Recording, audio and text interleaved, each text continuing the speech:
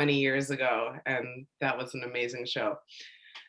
So welcome everybody. You are at the information session for the Making It Public workshop that is going to be done over Zoom starting May 24th for the communities of Worthington, Northfield, and Willmar in Minnesota.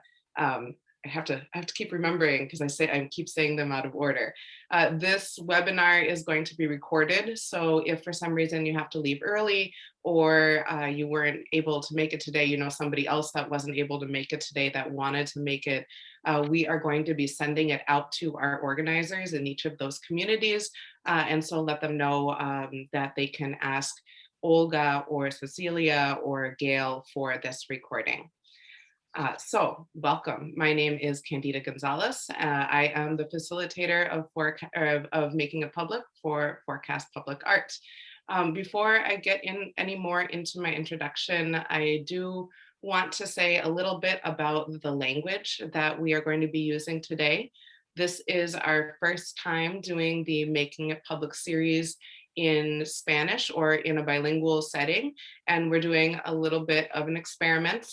We are going to be speaking in both English and Spanish, but it won't be an exact translation. So I want everybody that's out there to feel comfortable using the language that you feel most comfortable with. If that's English, English. If it's Spanish, Spanish. If it's both, you can switch back and forth. If it's Spanglish, we understand Spanglish too. So just go ahead and be comfortable. I'm going to be speaking in English. My co-facilitator, who will introduce himself in a bit, Fitch, will be speaking in Spanish. So if for some reason there's something that was said in English and wasn't said in Spanish, or Spanish wasn't said in English, please feel free to drop in the chat that you would like a translation. So again, quick introduction. I am Candida Gonzalez. I am a native of Minnesota. My dad was born in Puerto Rico. My mom is a Russian Jew from New York, and they had me in this beautiful land of Minnesota. And so I have been here all of my life. I have spent time in Puerto Rico. I went to school in Spain. I spent some time in Mexico. And the majority of my life, I've been studying Latin American art and history and literature. I have a master's in education from the University of Minnesota. I taught at El Colegio for 5 years before getting into arts administration. And I started working with Forecast in 2019. That's when I came in and took over the Making a Public workshop series. I have taught the series all over the country. And now I have the pleasure of teaching it through Zoom. And we actually just had our first Zoom Making a Public session in Louisville, Kentucky last month. And I really liked the way it went. So I'm excited to continue doing this over Zoom. And I'm excited to try doing this in a bilingual way. So welcome. And I will pass it off to Luis. Buenas tardes a todos, mi nombre es Luis Fitch, soy diseñador artista visual y dueño de una agencia de publicidad de marcas que se llama Uno Branding aquí en Minnesota. Hoy voy a asistir a Candida González en este taller en español, o como lo mencioné ella, en Spanglish, o en cualquier otro idioma entre inglés y el español. No, solamente escriban en el chat si tienen alguna pregunta o levanten su mano. Básicamente yo me gradué de la Escuela de Art Center College of Design en 1989 en Pasadena, California. Soy mexicano, nací en Tijuana, Baja California. Llevo 24 años viviendo aquí en Minnesota, en Minneapolis específicamente. Y voy a tratar de ayudarles en cualquier pregunta que tengan en español y posiblemente en inglés si es necesario. Y gracias por estar con nosotros. Básicamente, hoy vamos a tratar de hablar sobre cómo se hace arte público. Es una invitación abierta, totalmente gratuita para todos. Esta invitación requiere 4 semanas. Se les va a enviar comunicación y videos por medios de Zoom. Y yo creo que ahorita vamos a hablar más a fondo, ¿no, Candida? Sobre cada uno de ellos, en vez de ahorita hacerlo, pero básicamente en general, bienvenidos a todos y espero que les agrade este taller. Great, thank you, Luis. So again, at any point, please drop questions or comments into the chat. I want to talk a little bit about what the Making It Public workshop series is. And once I give that overview and Luis also gives the overview in Spanish, we will open it up to any questions that you have about the program. Bear with me as I have to check on my notes, even though I have been teaching this workshop in person for a year. It's now new to me all over again since I'm teaching it over Zoom and we had to restructure everything. So what was once a one-day workshop, a very intensive 8-hour one-day workshop, is now a 5-week workshop over Zoom. And we're going to be doing a sort of hybrid model where every Monday you will get an email with a video on a certain topic. And then on Thursday afternoons, we will get together live as a group over Zoom and do something that is related to that topic. The Making It Public workshop series is designed for any level of artist, from the person who is like, I'm interested in art, you know, I've kind of been dabbling in art, but I really want to look into doing this as a career, and then all the way up to somebody who has been working in the public art sphere for 20 years, but wants a refresher or wants to network, or just wants to learn more about the craft and other avenues to explore in public art. So really, any sort of background level or experience level is welcome in this program. And like I said, I've been doing this for a while, and I've heard from artists of all levels that they were really pleased with what they got out of the workshop, and it helped them to take their artistry to the next level. I've also talked to a lot of people who didn't consider themselves artists before taking the workshop, and they have said that this workshop has helped them to really claim the term artist, and to really see a timeline and a path that they can take to being a career artist, to having art be their only job, which it's so great when you get to that point. I remember the moment that I got to that point, and it was very exciting. And I believe that all of you can get to that point as well. So very quickly, the 5 weeks are broken down into different topics.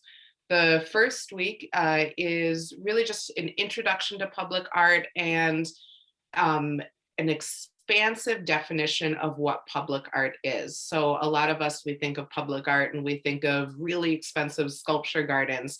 This first week is designed to help us to expand our minds on what public art can be and what materials we can use and what mediums we can use. And then also really looking at ourselves and starting to define our personal artistic processes, the way that we go about our artwork, the artwork that we want to make. And so we have some recordings and worksheets for you to do with that. And then our live session will be just getting to know each other and having some time to discuss what we went through in the recordings. The second week, we jump into community engagement. Community engagement is a hot topic in public art these days. And I would say in my consultations with artists, it is the biggest things that artists have questions about. How do I do community engagement? What could community engagement look like? And we really break everything down in our recording. And then we'll have a panel of artists from Minnesota, Latinx artists from Minnesota, who will be talking about community engagement. The third week is learning about RFQs and RFPs, or basically the process for applying for public art projects. It can be really scary sometimes. I mean, even still, I've been applying to RFQs and RFPs for years, and I still get nervous about doing it. So that week is really designed to help you figure out how to do it, and tips for how to do it in a good way. The fourth week, we will be talking about all the technical details of public art. So how do I manage contracts? How do I get insurance? What are legal issues that I have to think about? How do I create a budget? And then in our live session that week, we will have a panel that's specifically focused on undocumented artists and how to how to manage the public art world as an undocumented artist. Our fifth week will just be an open week for anything that people want to hear more about and for the questions people have, and then an evaluation and a little closing. So that is the overview of what making a public looks like online, what it's going to look like during these sessions. And I'll let Luis talk about it now. And then again, just open for any questions that came up when you were hearing that. I'm going to have to read some of this because there's a lot of information. Básicamente, Making it Public o hacerlo público es un taller de línea gratuito de 5 semanas. Las grabaciones se enviarán todos los lunes por correo electrónico y las sesiones serán en vivo a través de la plataforma Zoom, como lo estamos haciendo ahorita, y se llevará a cabo todos los jueves de 5 a 6:30 p.m. Está diseñado para artistas de cualquier disciplina, ya sea serigrafía, escultor, participación comunitaria, pintura y más, que estén interesados en explorar cómo hacer públicas sus creaciones en arte en general. Los solicitantes elegibles serán artistas individuales, emergentes en arte público. Puede ser una persona que apenas está empezando, una persona que ya lo ha hecho y tiene un poco de experiencia, o puede ser una persona que tiene 3 o 4 años haciéndolo y quiere como aprender un poquito más o refinar sus técnicas. Y finalmente hasta puede ser una persona totalmente profesional. En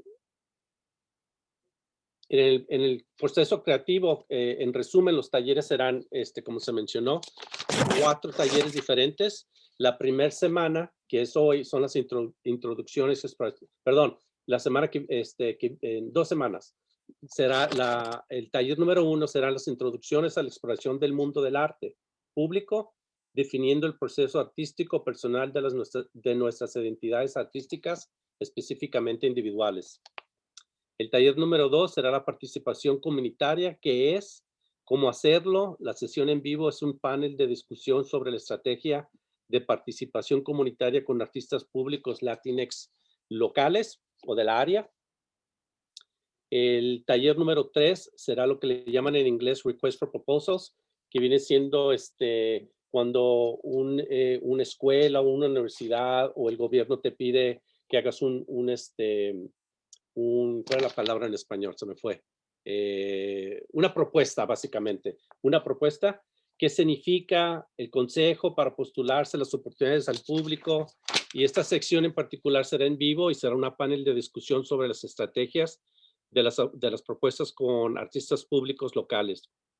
Y taller número 4 serán los detalles técnicos de cómo ser un artista público, navegar los contratos, los seguros, los asuntos legales y la creación de los presupuestos que se deben de tomar y hacer. La sesión será en vivo y será una panel de discusión sobre cómo trabajar con artistas indocumentados y con artistas públicos latinx locales. Y finalmente, el taller número 5 serán preguntas y respuestas abiertas y reflexión y totalmente el cierre final.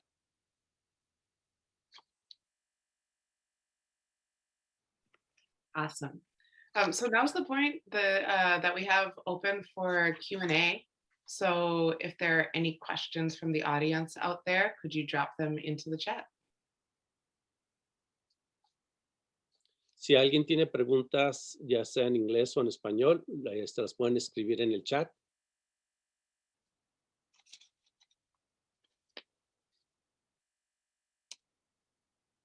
Maybe while you guys are thinking, I can think of some of the questions that I have gotten from prospective participants over the years. I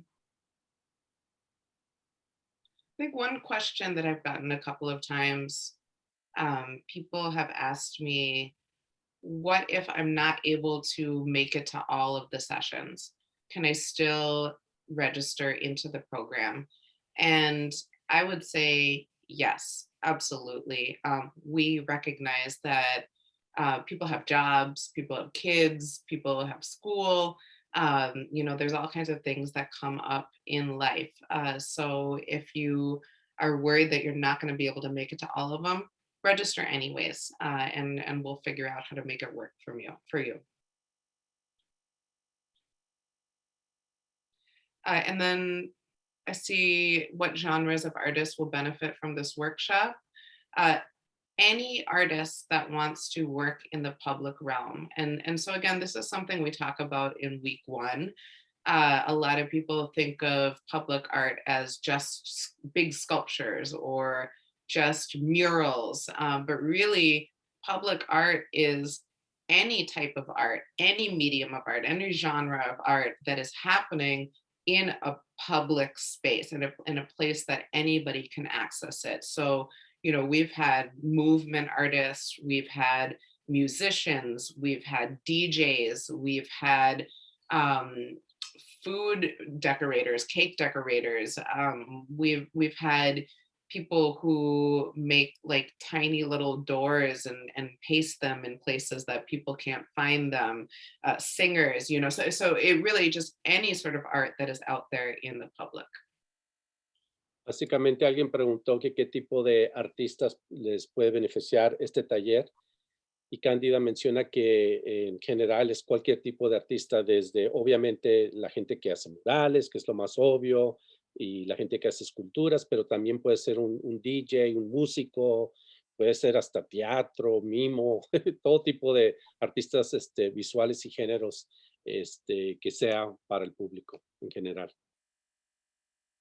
And one thing that also has come up, a lot of times there is this impression that's given that traditional craft work is not art, or is not something that would be considered art in the United States. So, like you are an alebrije maker, or you embroider huipiles, or any of those traditional crafts, traditional cultural crafts. We do consider those art, absolutely.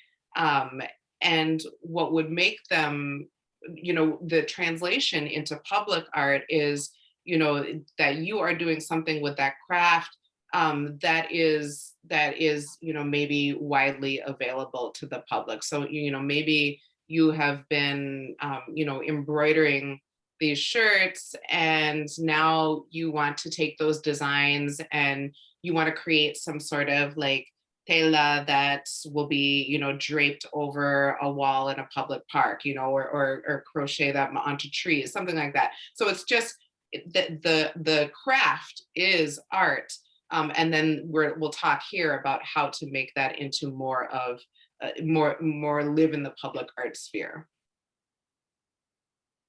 Cándida menciona que básicamente cualquier arte popular o ya sea de nuestras tradiciones en Latinoamérica o aquí, se puede interpretar como arte público. Algunos de los ejemplos, por ejemplo, que yo recuerdo, es gente que tradicionalmente hace piñatas a mano. Esa interpretación de cómo se hace esas piñatas a mano se puede pasar a algo en un espacio donde esas piñatas pueden ser mucho más grandes, o una persona que teje comúnmente para vestidos. Eso puede ser un mural grandísimo, pero con la misma técnica, pero ahora lo ve alguien en el lobby de un hospital. O sea, vamos a tratar de dar varios ejemplos de cómo las artes populares se pueden traducir al arte público de una manera totalmente diferente, y que no piensen que nuestras artes de nuestras comunidades, específicamente latinas, no se pueden traducir al arte público de aquí, de Minnesota.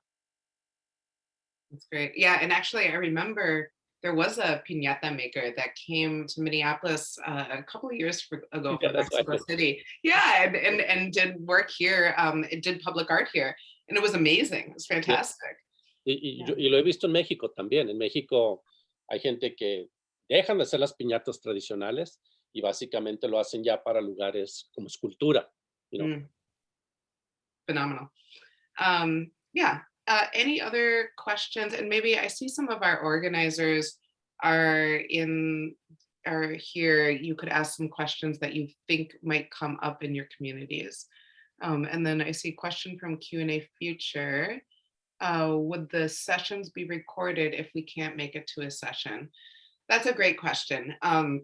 So the live sessions, once you register and you're part of a group and part of the group, the live sessions will not be recorded. And this is something that we decided to do because once people are in the group and they're in the session, we will, people will be showing their faces, people will be typing their names out, and they might be discussing information that they don't want to share beyond the group.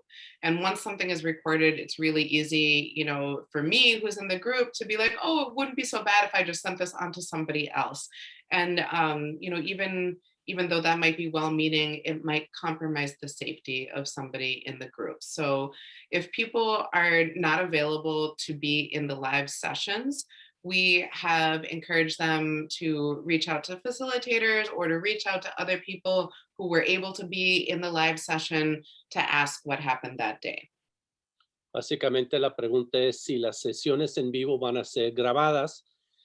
Candida dice que no por cuestión de estar más seguros nosotros, porque ahí es donde vamos a poder enseñar nuestras caras, todo el mundo, va a haber nombres y no queremos tener algo que esté grabado y que indirecto o inconscientemente alguien mande esta información a otro lugar. Lo que queremos es de que uno de veras, más si la persona no tiene papel o sus situaciones inmigratorias o cualquier cosa, cualquier situación o como se sientan, simplemente queremos que no se va a poder, grabar estos videos y pasárselos a otras personas que no estuvieron en vivo en ese taller en particular. Yeah, great. There's another question in the chat. There were talks of micro grants for our participants. Is this still something artists can apply for? So yeah, we do have money for artists that go through this program to do projects after the 5th week. We have not determined yet what that is going to look like. It's changed a little bit because of pandemic. In the past, we would just say, there's $3,000 grants, you can apply for them, and then we will mentor you through a project. Because of the nature of pandemic, and because this project for us has been pushed out for so long, we are actually looking at a model where every person who comes to the workshop is given a small amount of money to do a project, hopefully. So we're waiting to see how many people register and if that is feasible. But there is a good chance that everybody in the workshops will get some money to do a small public art project. If we have a lot of people registered to be in the workshop, we might have to do some sort of application process just to make sure that the amount of money is not too small. But we'll know more about that by the 1st week.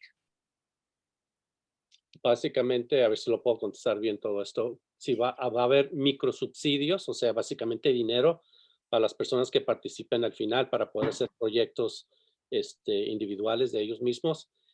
Todo está dependiendo de cuántas personas participen en estos eventos. Si hay muchos, puede que sí el dinero, va a haber un poco de dinero, pero se va a tener que dividir, depende basado en las necesidades de cada persona. Si son menos, puede que alcance para más personas, pero eso está por verse.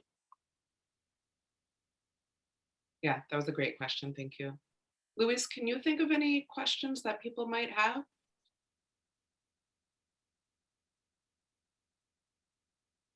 Yeah, I mean, the idea of your status in the United States, I think it's a big one. El estatus migratorio de una persona, si puede participar o no. Si puedo trabajar con mi pareja.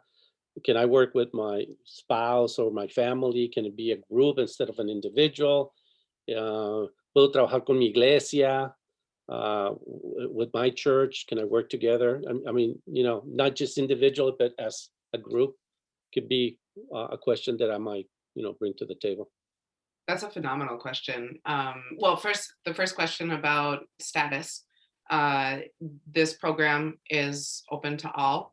The information that we're asking for in the application is name, and then, just some demographic information that you can answer or not answer. It's up to you. But we really just want to know, who are you as an artist? That's what is most important to us. And so we're not going to ask for any sort of information that might compromise your status. Entonces, básicamente, cualquier persona puede participar. Pero tienen que ser de Minnesota, ¿no? They have to be from Minnesota. Right, they have to be in Worthington, Northfield, or Willmar, or in the county that surrounds those cities. Entonces, tienen que estar básicamente alrededor de estos, de Willmar, Worthington, and the third one, Northfield. Northfield. Si tú vives en esas tres áreas o alrededor de esas tres áreas o conoces a alguien que pueda participar, no se les va a hacer ninguna pregunta en cuestión de tu estatus migratorio y pues no nomás puedes participar, puede que te ganes estos microsubsidios para poder hacer tu propio proyecto público.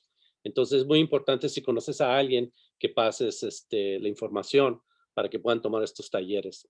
Pero lo básico es nomás tu nombre, correo electrónico y no sé si la dirección, pero es cosas, ni dirección, ok, entonces no va a haber ni tu dirección, es básicamente tu nombre y tu correo electrónico para mandarte la información. Yeah, that was a great question. The other question, could I be a part of this, as more like, could my whole family be a part of this? Like, could we all be on the Zoom? Yeah, if you all fit onto the Zoom, absolutely. If you are part of like an arts collective, or you're part of an arts group at your church, absolutely. If you want to come representing them, or you want to bring them in to actually participate in the workshops too, absolutely. And then those micro grants at the end, yeah, if you got one of the micro grants and you wanted to do an art project at your church, absolutely. It's very, very open. Really, we just want you to be able to practice all of the things that you've learned about being a public artist during the workshop. So, básicamente, si eres una persona individual y quieres participar individualmente, obviamente estás invitado.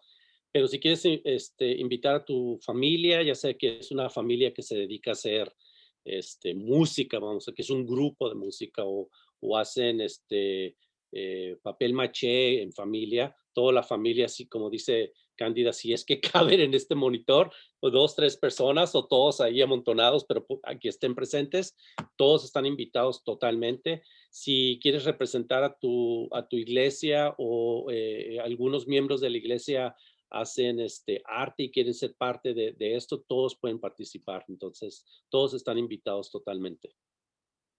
There's also the question of age comes up a lot too. And technically, it's the only age requirements for registration is that you're over 18.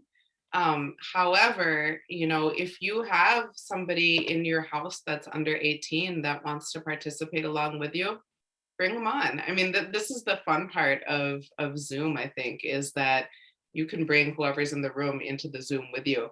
And then the question of teenagers, like 18-year-olds, 19-year-olds, I think that is an age group that is overlooked a lot. And we don't think like, oh, you're 18, you're thinking about being a public artist. No, you have to grow up some more. No, that's not true. If you are an 18-year-old and you're interested in art, join. If you know a teenager in your life that would be interested in this, definitely reach out to them and ask them to register for this workshop. And again, to like our elders, there's no age limit on this. If your abuela, who is 73 and has been making art all of her life, if you think that this is something she would be interested in, please reach out to her. And you might have to show her how to use the Zoom, or maybe she knows at this point, but definitely bring her on. Básicamente la cuestión de la edad, técnicamente si tienes 18 años puedes participar, pero si hay alguien en la familia o un conocido, tu primo o amigo que es mucho más joven, tú lo puedes invitar y está contigo. También si eres de edad, si tu abuelita o tu tía de edad alta que tenga, no sé, 75, 76 años, si ella ha estado dibujando, pintando o haciendo textiles, ella también puede participar. Básicamente, pues tal vez necesite ayuda con el Zoom, pero si alguien la puede ayudar, pero todas las edades están invitados, pero técnicamente tiene que haber una persona por lo menos con 18 años de edad. Yeah. I think those are the big questions that really come up all the time. Again, anybody in the chat have any last questions that they want to throw out there? And while I'm waiting to see if any more questions come in the chat, I will say too that on the registration application, my email is on there. So it is candida@forecastpublicart.org. And I'm going to type it into the chat now.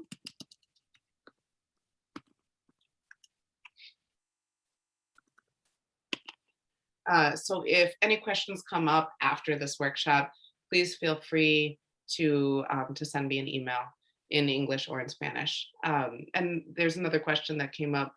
When will grants need to be finished by? That is a great question. And the reason that we are trying to figure out if we can just give grants to everybody who attends the workshop is that way there would be no need of reporting or no need of a final deadline. And I think this is important because in pandemic, and especially in Minnesota, things have changed so much. We never know when something is going to change. We never know when an uprising is going to start.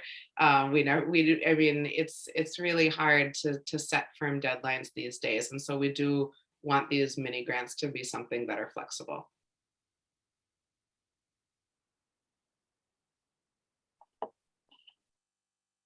De nuevo, básicamente la pregunta es cuándo tienen que estar los subsidios o los grants que le llaman en inglés terminados y es difícil ahorita poder decir eso porque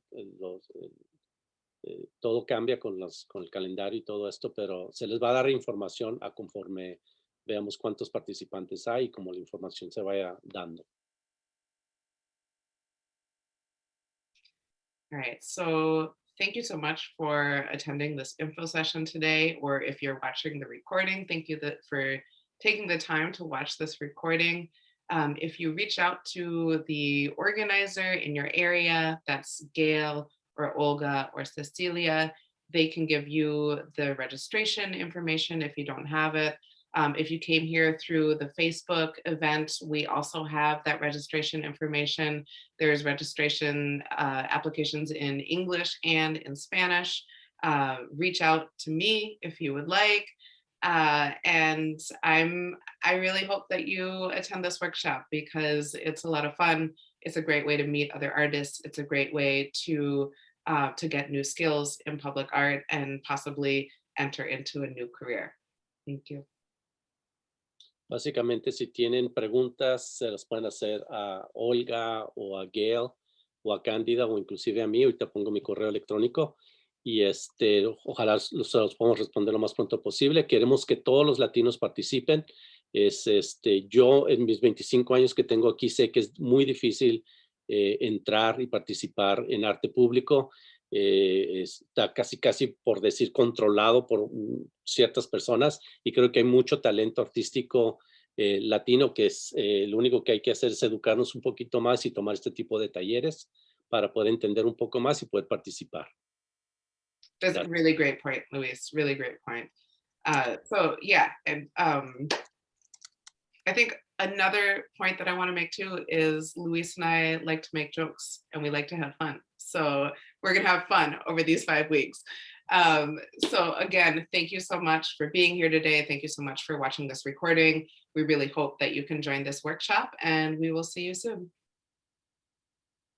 Gracias a todos y nos estamos viendo prontos. Esperemos que puedan participar y que le digan a sus amigos, familias y a la abuelita. Tráigansela a la abuelita.